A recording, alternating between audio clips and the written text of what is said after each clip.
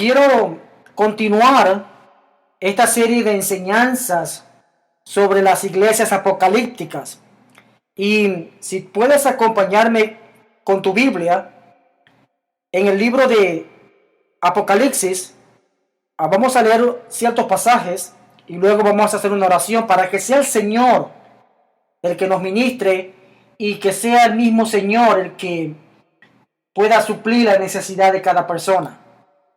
Quiero que leas conmigo en el capítulo 2 del libro de Apocalipsis y en el verso 12. Dice la palabra de Dios de la manera siguiente: y escribe al ángel de la iglesia en Pérgamo, el que tiene la espada aguda de 2 filos, dice esto: yo conozco tus obras y donde moras, donde está el trono de Satanás, pero retienes mi nombre y no has negado mi fe, ni aun en los días en que Antipas, mi testigo fiel, fue muerto entre vosotros, donde mora Satanás. Luego vamos a leer el verso 17 que dice: el que tiene oído, oiga lo que el Espíritu dice a las iglesias. Al que venciere daré a comer del maná escondido, y le daré una piedrecita blanca, y en la piedrecita escrito un nombre nuevo, el cual ninguno conoce, sino aquel que lo recibe. Padre, en el nombre de Jesús, en esta noche te damos gracias, mi Señor, por tu presencia, por tu palabra. Gracias por tu Espíritu Santo. Gracias por la revelación de tu Espíritu Santo en nosotros. Gracias porque a través de estas ondas radiales y a través, Señor, del internet o a través de donde las personas estén escuchando este mensaje, mi Señor, enviamos un espíritu de revelación, un espíritu de ciencia, de consejo, de fuerza, de poder. Declaramos que esta palabra cae en buen terreno en los corazones, que echa raíces y dé buen fruto. Que la fe, Señor, sea levantada en cada persona que me está escuchando. Que esta palabra, mi Dios, pueda penetrar en lo más profundo de sus corazones. Y que tú puedas, Señor, avivar a aquellos que están dormidos. En el nombre de Jesús. En el nombre de Jesús. Nombre que es sobre todo nombre. Yo declaro que esta palabra sale, Señor, y corta, rompe todo aquello que es opuesto y que es contrario a lo tuyo. En el nombre maravilloso de Jesús. Que a través de la enseñanza, Señor, de tu palabra, tu palabra sane, liberte. Y que haga la obra que ella fue mandada a hacer. En el nombre de Jesús. Gracias, Padre, porque yo creo que eso está hecho para la gloria y honra de tu nombre. Amén, amén. Esta es nuestra cuarta hora de enseñanza sobre las 7 iglesias apocalípticas.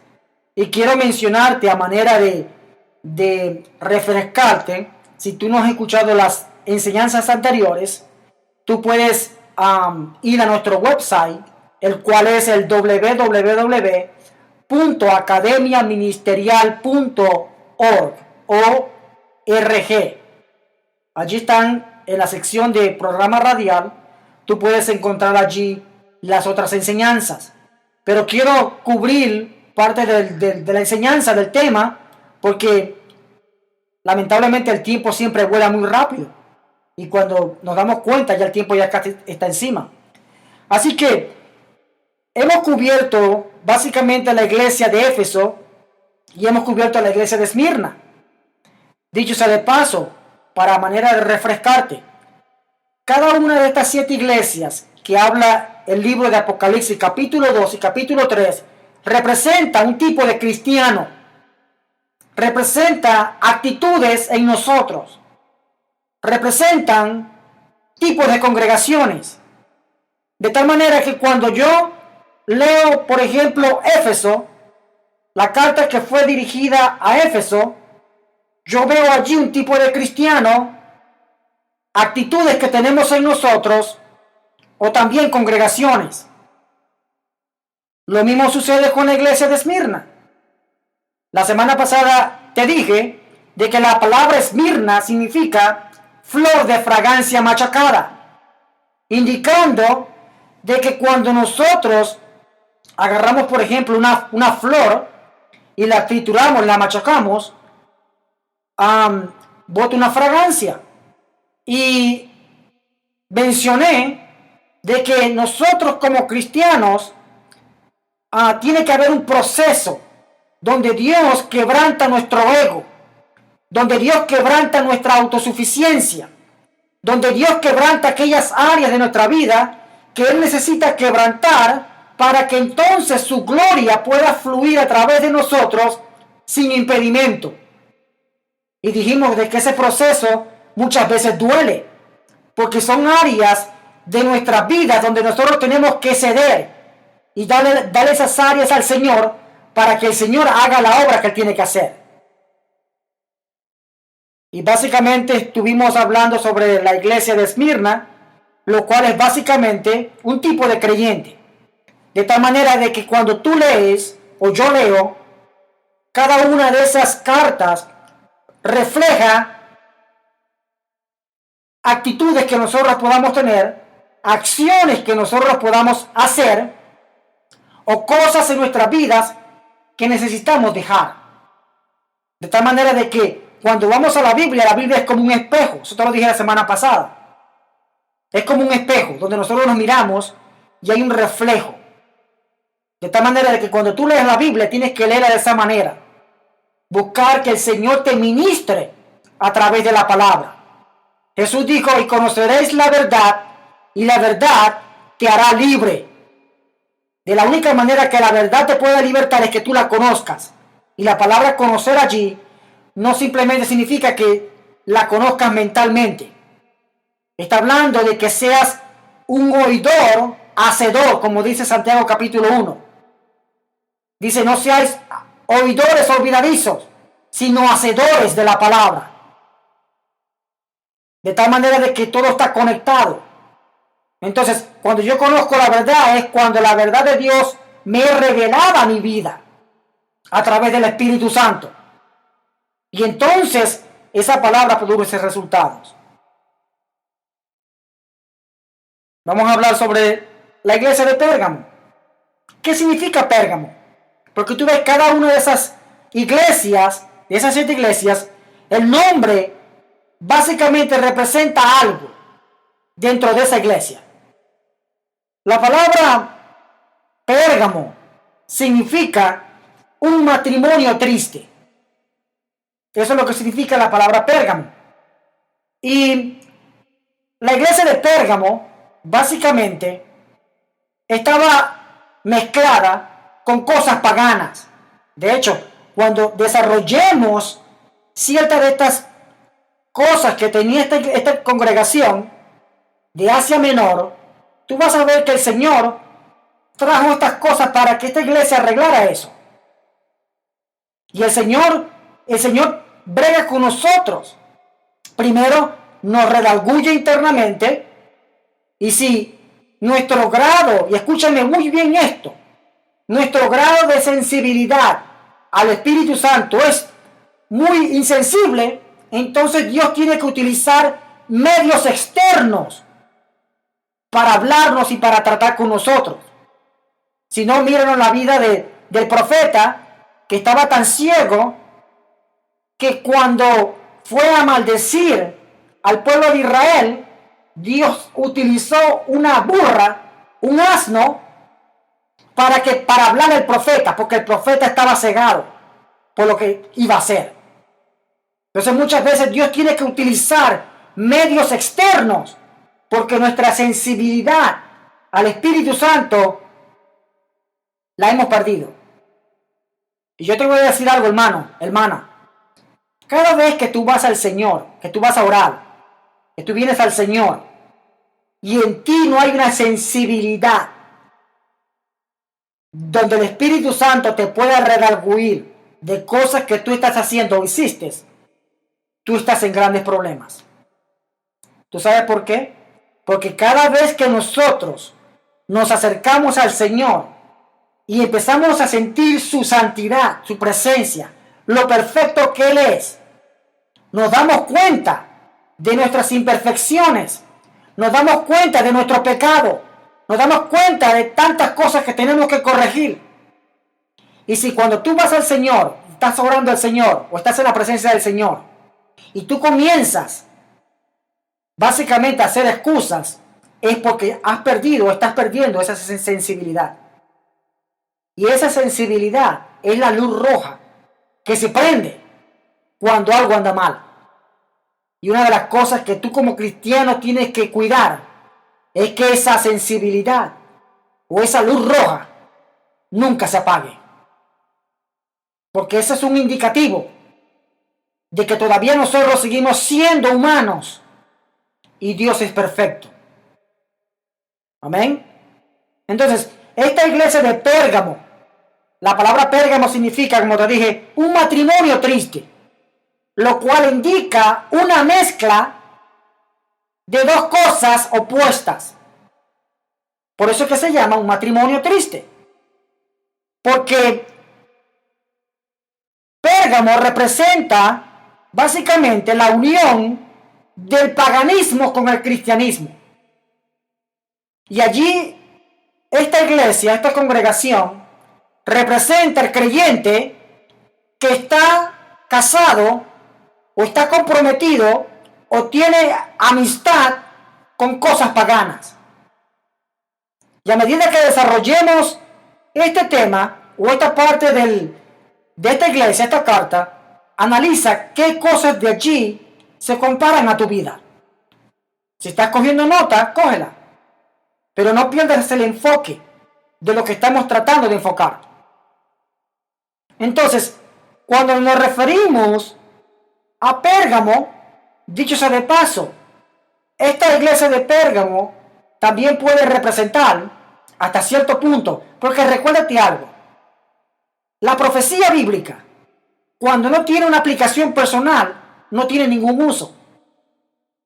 Todas aquellas personas que hemos estudiado la profecía bíblica, y es un tema que a mí me fascina, podemos llegar a una conclusión de que si esa profecía que estamos leyendo, o que estamos estudiando, o que estamos analizando, no tiene una aplicación personal o profética, no tiene ningún uso. No tiene ningún uso.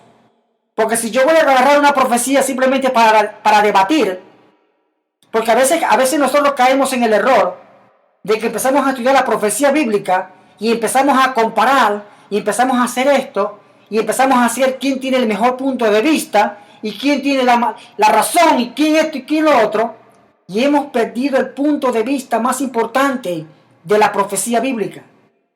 Y es que esa profecía bíblica tiene que tener una aplicación en mi vida, donde yo pueda ver resultados a través de eso que estoy leyendo. Lo mismo es con la Biblia, con la palabra de Dios. Si tú no pones por práctica, tú no pones en práctica lo que tú estás aprendiendo, eso no sirve.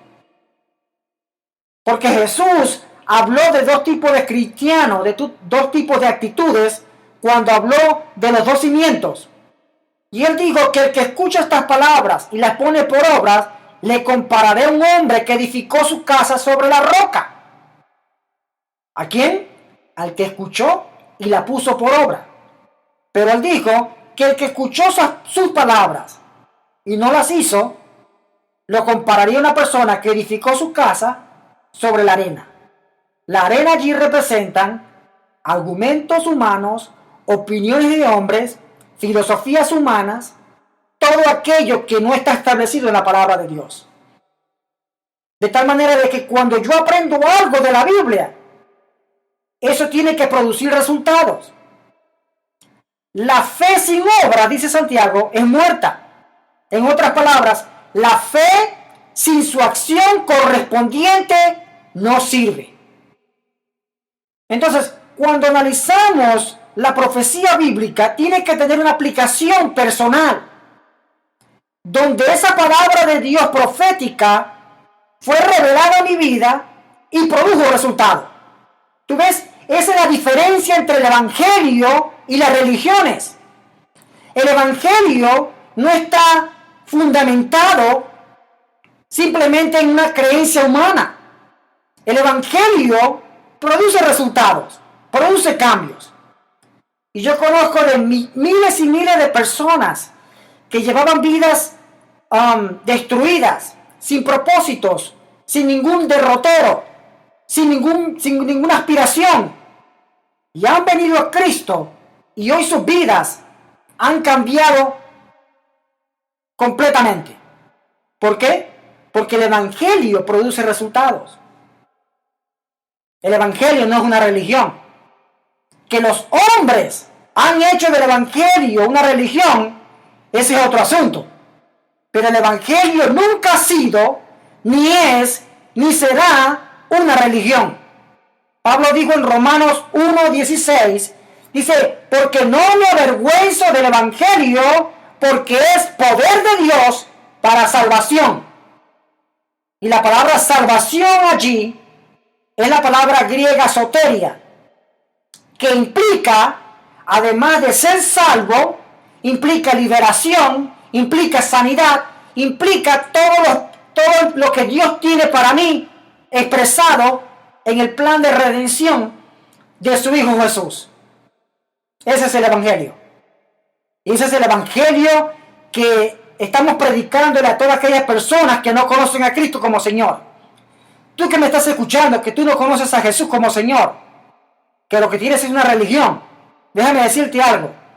Cristo Jesús vino para pagar el precio por nosotros, una vez y para siempre. Y Él ahora te ofrece la alternativa de que tu vida sea diferente. No a través de imposiciones de hombre, sino a través del precio que Él pagó en la cruz del Calvario por ti. Y el Hijo os hará libre. Ese es el Evangelio que nosotros conocemos y que estamos predicando. Gloria sea su nombre. Entonces, Pérgamo representa todas aquellas cosas que nosotros como creyentes estamos comprometiendo con el mundo. Yo te hago una pregunta. ¿Cuánto vale tu integridad como cristiano? ¿Cuánto vale? ¿Cuánto vale tu manera de comprometer las cosas con el Señor? Cuando llega el momento de saber dónde estás parado, ¿qué tú haces? ¿Negocias con el mundo y dejas que el mundo prácticamente gobierne tu vida? Es lamentable eso, pero muchas personas lo están haciendo. Nunca te cases con el mundo, porque una cosa que Dios tiene es que Dios es celoso. No seamos como Pérgamo, que somos un matrimonio triste.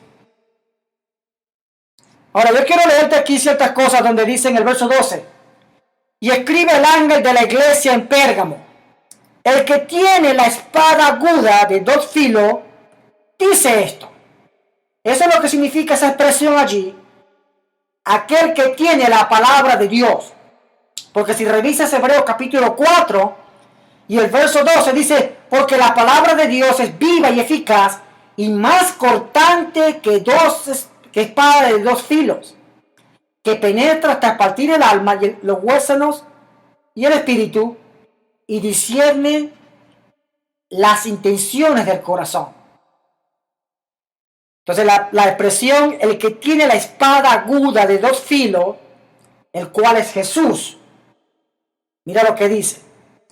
Yo conozco tus obras, y al igual que Éfeso y Esmirna, el Señor comienza esa carta diciéndoles a ellos, yo conozco tus obras.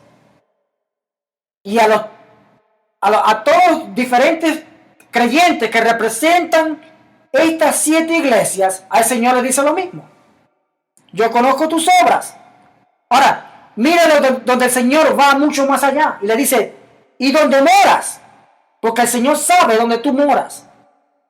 El Señor sabe dónde tú te encuentras. A veces nosotros pasamos por situaciones donde pensamos de que aún Dios se ha olvidado de nosotros. Pero ¿sabes qué? En medio de cualquier problema, de cualquier oscuridad, en medio de cualquier tormenta, el Señor está allí. El problema es que a veces nos paniqueamos tanto que quitamos la mirada del Señor. Pero Él nunca se ha ido.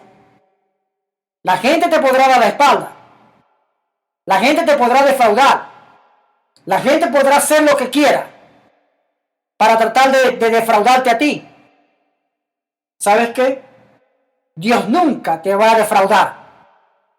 Y yo tengo este principio. Mientras que Dios no me falle, yo no tengo excusa. Cada vez que yo analizo todas las cosas que Jesús hizo, Dios es tan perfecto que yo te voy a decir algo.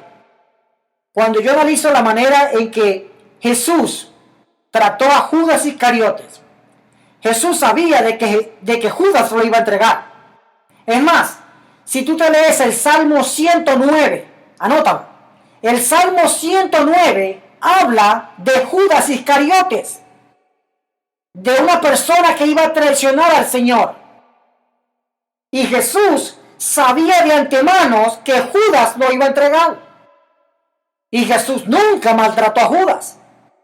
Es más, en el huerto de Getsemaní, cuando Judas llegó con los soldados romanos para venderlo, y Judas lo traiciona con un beso, Jesús le dice: amigo, ¿a qué has venido? Yo te voy a decir algo, yo no sé de ti, pero eso me demuestra la compasión y el amor del Señor. Judas podrá acusar a Pedro, podrá acusar a María, Judas podrá acusar al diablo. Hay alguien a quien Judas nunca podrá acusar en el juicio del gran trono blanco. Y esa persona se llama Jesús. Porque mientras Jesús no te falle, tú no tienes excusa. Hay personas que se tratan de excusar con los errores que cometen los ministros, con los errores que tienen ciertas iglesias. Nadie es perfecto, todos fallamos. Por eso es que el escritor al libro de los Hebreos, el capítulo 12, verso 1 dice: puesto los ojos en Jesús, el autor y consumador de la fe, porque tu mirada no puede estar en los hombres. Los hombres te fallamos, yo te puedo fallar, pero mientras Dios no te falle, tú y yo no tenemos excusa. Tú y yo no tenemos excusa. Qué bueno es el Señor. Yo conozco tus obras y donde moras, donde está el trono de Satanás. Ahora, esta iglesia, este verso 13, hace una referencia al centro de culto babilónico que fue establecido en Pérgamo. En otras palabras, el centro pagano, diabólico que existía de culto y de adoración al diablo que había en Babilonia, con el tiempo fue movido hacia Pérgamo. Y esta congregación estaba bregando con ese tipo de potestades satánicas. Y aquí el Señor le dice a ellos: yo conozco tus obras y donde moras, donde está el trono de Satanás. Y literalmente se piensa de que Satanás tenía su trono en ese sitio, en esa sección. Porque recuérdate que nuestra lucha no es contra sangre ni carne, sino contra principados, contra potestades, contra gobernadores de las tinieblas de este siglo, con huestes espirituales de maldad. Capítulo 6 del libro de Éfeso y el verso 12 lo dice. Entonces, en el mundo espiritual hay ciudades que están gobernadas por esos tipos de influencia diabólica. Por eso es que como congregación, como cristianos, tenemos que estar unidos, porque nuestra unión desata el poder de Dios. Una de las cosas que el diablo ha tratado de hacer con la iglesia cristiana, con los creyentes, es sembrar división, sembrar disensión, sembrar contiendas. Porque mientras menos unidos estemos, menos manifestación de Dios podemos influenciar hacia la gente, hacia las personas, hacia nuestras ciudades. A veces queremos ganarnos la ciudad. Y cada vez que nos tratamos de unir, siempre sucede algo. Porque el diablo sabe, ellos mejor que nadie sabe, que el día en que tú y yo pongamos al lado nuestras diferencias y nos unamos como cuerpo de Cristo, la manifestación de Dios va a ser tan grande que ellos mismos van a tener que huir en terror. Pero necesitamos poner todas esas indiferencias a un lado. Lo necesitamos. Si queremos ganar nuestro vecindario, si queremos ganar nuestra ciudad, si queremos que este país, el cual se está sumergiendo en una promiscuidad sexual tan increíble, mira las noticias, cómo se está sumergiendo en una promiscuidad sexual y terrible. Tanto así que las mismas iglesias están ya reconociendo como ministros a personas homosexuales. Hubo una denominación, la iglesia luterana y la iglesia episcopal, que están aceptando ya los ministros como ordenados homosexuales. Cuando la Biblia dice, escúchame, 1 Corintios capítulo 6, dice que los que se echan con varones no entran al reino de Dios. Lo que pasa es que a nosotros nos gusta y nos fascina que nos excusen nuestros propios errores. Es más, te lo voy a leer. 1 Corintios capítulo 6. Y si tienes Biblia, léela conmigo. Dice en el verso 9. ¿No sabéis que los injustos no heredarán el reino de Dios? No erréis, en otras palabras, no se equivoquen. Ni los fornicarios. La palabra fornicario allí es la palabra griega porneia, que significa actos sexuales ilícitos. Eso es lo que significa fornicación. Adulterio es un tipo de fornicación. Homosexualidad es un tipo de fornicación. Porque todas esas simplemente son ramificaciones de actos sexuales ilícitos. Entonces, en el verso 9 dice, no erréis, no se equivoquen, dice Pablo, ni los fornicarios, ni los idólatras, aquellos que tienen ídolos, imágenes, ni los adúlteros. ¿Por qué se llaman adúlteros? Porque están adulterando el pacto matrimonial. Una vez que tú te unes en matrimonio, tú haces un voto delante de Dios, un pacto. Y en el momento que tú te ligas, bien sea a otro hombre o otra mujer, tú has roto ese pacto matrimonial, lo has adulterado. Por eso es que el adulterio es un tipo de fornicación, porque es un acto sexual ilícito. Ni los fornicarios, ni los idólatras, ni los adúlteros, ni los afeminados. Ahí está bien clarito. Ni los que se echan con varones. Ahora, yo no entiendo cómo personas pueden justificar la homosexualidad cuando aquí dice que los que se echan con varones no entran al reino de los cielos. Ni los que se echan con varones, ni los ladrones, ni los ávaros, aquellos que son codiciosos. La Biblia dice que el amor al dinero es la raíz de todos los males. El amor al dinero, no el dinero. El dinero es amoral. La moral se la damos nosotros. Los avaros, ni los borrachos. Escucha, si tú eres un borracho, oh no, que yo tengo problemas de bebida. No, la Biblia no lo llama problemas de bebida. La Biblia te llama a ti un borracho, blanco y negro. Ni los maldicientes. Una cosa que yo no puedo entender es por qué personas les gusta maldecir tanto. Y es un vocabulario que muchas veces cuando personas se convierten al evangelio, tienen que acostumbrarse a un nuevo lenguaje. Porque todo el tiempo están maldiciendo. Ni los estafadores, aquellos que hacen estafas. Ahora escucha lo que dice Pablo. ¿Qué pasa con esa gente? Ni los estafadores heredarán el reino de Dios. Ahora, si a uno lo van a llamar racista, porque uno está hablando de lo que la Biblia dice, Bueno, entonces la primera racista es la Biblia. El primer racista es Dios. El problema es que nosotros tratamos de justificar la sinvergüenzura de la gente con excusas. Ese es el problema. Pero ¿sabes qué? La Biblia en el libro de Apocalipsis capítulo 20, del 11 al 15, escúchame bien, porque está hablando del Espíritu de Dios por mi boca.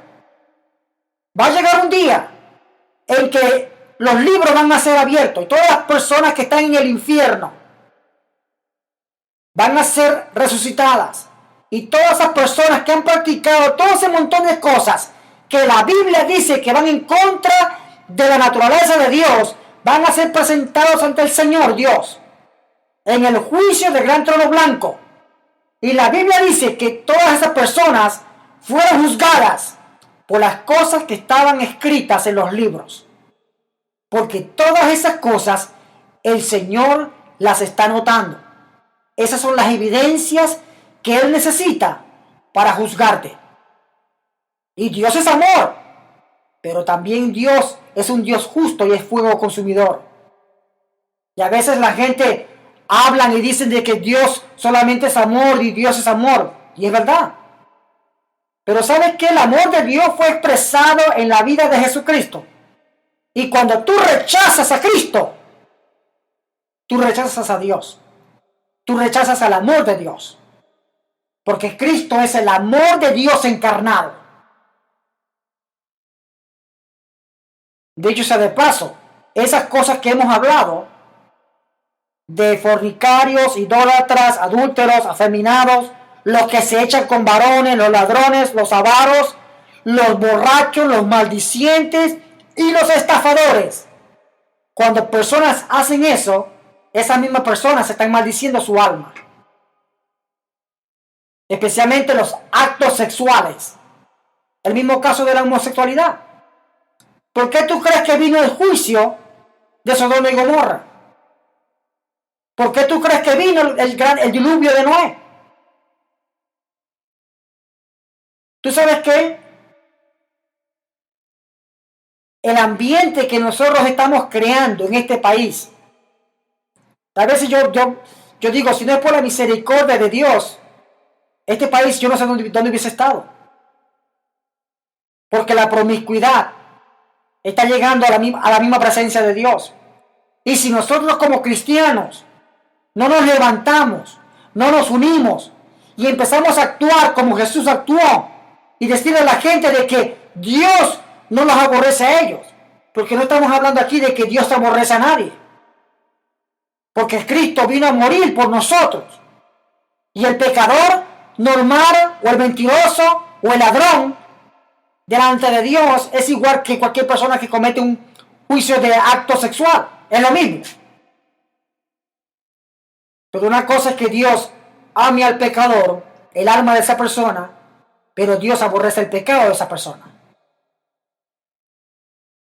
Entonces, ¿qué estamos haciendo nosotros como cristianos? ¿Estamos como Pérgamo? ¿Estamos casados con el mundo, con el paganismo? ¿Tú sabes que hay personas cristianas que tienen miedo a decir la verdad? Por miedo a que no lo inviten a predicar. Hay predicadores que no dicen la verdad porque tienen miedo a que se les cierren las puertas. Yo te voy a decir algo. Cuando el Señor abre una puerta, no hay nadie que la cierre. Se pueden cerrar todas las iglesias. A mí me da igual. Mientras que Dios me abra esa puerta, eso es lo que importa. Y eso es lo que vale. Además, va a llegar un día donde tú y yo vamos a estar presentados ante el tribunal de Cristo. Y el Señor me va a preguntar a mí y te va a preguntar a ti. ¿Qué tú hiciste con lo que yo te di? ¿Qué tú hiciste con los talentos? ¿Qué tú hiciste con el llamado? ¿Qué tú hiciste con mi palabra? ¿Qué tú hiciste? ¿Qué tú estás haciendo? El mundo se está perdiendo. Esta ciudad está corrompida. El mundo se está corrompiendo cada día más. ¿Y qué estamos haciendo nosotros como creyentes? Como cristianos. Peleando por los miembros, compitiendo el uno con nosotros. ¿Por qué? Porque el diablo nos tiene distraídos. Hemos perdido el enfoque por el cual Cristo nos llamó. Hemos perdido el enfoque. Necesitamos reenfocarnos de nuevo. Entonces, tú no puedes comprometer tu vida cristiana con lo del mundo. Tú no puedes, porque tú no puedes estar casado con Dios y estar casado con el mundo. No puedes. O eres hijo de Dios o eres hijo del diablo. Aquí no hay primo ni sobrino. O eres blanco o eres negro. Aquí no hay amarillos. Tenemos que como cristianos hacer una decisión radical, donde nuestras vidas, que no son perfectas, pero en las manos de Dios, hacen la diferencia. Una decisión radical. Personas que tengan convicciones. Personas que sepan sus derroteros. Personas que sepan dónde están caminando. El mundo afuera tiene hambre de personas así. Pero ¿qué estamos haciendo nosotros? Es más, hay iglesias que no predican en contra del pecado por miedo a que la gente se le vaya. Bueno, que se vaya todo el mundo, pero la verdad de Dios hay que decirla. Hay personas que ya dejaron de hablar del infierno. Hay personas que ya no hablan de pecado. Tú vas a iglesias y lo que hablan son más que todo de cosas sociales. Han hecho de la iglesia un club social. Un club. Eso es lo que han hecho de la iglesia. Es más, muchos van a la iglesia solamente a socializarse, a las congregaciones. Van a los templos a socializar. Pero un día el Señor nos va a sentar a nosotros y nos va a pedir cuenta. ¿Y qué te dije la semana pasada? Vamos a dar cuenta por lo que hicimos y por lo que dejamos de hacer. ¿Qué tú y yo estamos haciendo con lo que el Señor nos dio? ¿Qué estamos haciendo? Es tiempo de reflexionar, es tiempo de cambiar. Es tiempo de decirle al Señor, Señor, no estoy haciendo lo que me mandaste a hacer. ¿Qué tú quieres que yo haga? ¿Tú te recuerdas cuando Pablo, que en ese tiempo era Saulo de Tarso, capítulo 9 del libro de Hechos, fue sorprendido por el Señor porque él iba camino a Damasco para matar a los cristianos? Y el Señor le salió al encuentro y él se cayó y quedó ciego por la luz que vio. Y dice,